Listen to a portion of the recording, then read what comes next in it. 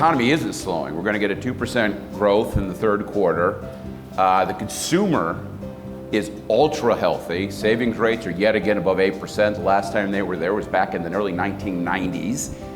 Debt to income ratios are low. The financial obligations ratio is at a record low level. So from my perspective, you have lowering interest rates. Next year is actually going to be a good year for housing. So in a very real sense, my primary issue right now is that next year we're going to see these housing markets heat up quite a bit. And that, of course, is going to lead, probably in my estimation, even more bad policy on the part of California. I think that we're going to see the continuation of a pretty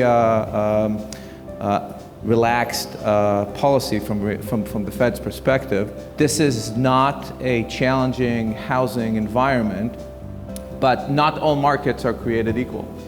Not all micro markets are created equal. So you got to dive very, very deeply into each market segment and analyze it. Our perspective on housing is really colored by the fact that we're a large commercial bank at our core, and we need to look at whether or not our growth outstrips the growth of all of the places where we want to do business. Our platform is focused on financial returns, but more broadly is focused on community impact. If you're looking for some solutions to the affordable housing crisis, you've got to find ways to say, if none of my employees, literally, if none of my employees can afford to live within a 90-minute drive of where our office is that good for my business? The ability of these cities to attract talent seemingly no matter what.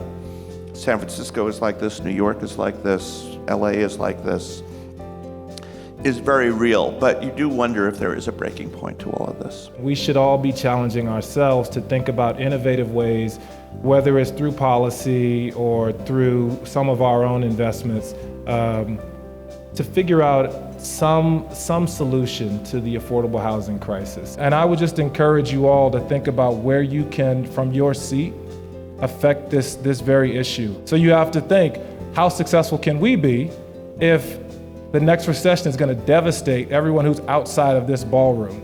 And if you knew that you had a chance to be on the right side of history and potentially stem that devastation, but you didn't do it, how would you feel about your career legacy 2 decades from now?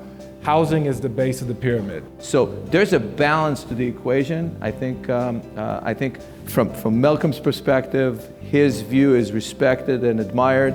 At the same time, you can coexist in a for-profit environment, in a affordable housing environment, either on a do good and do well side of the equation, or just for profit. The biggest problem we face is that, sure, we're putting efforts into place to try and help those who are constrained by housing costs, a lack of housing as the case may be, but at the same time, we're not getting rid of any of the restraints on building regular housing. Home ownership has, beyond an investment element, has, again, societal value. And I think that that's going to get equalized over time. I don't think that home ownership is just a phenomenon that's going to continue to dwindle down.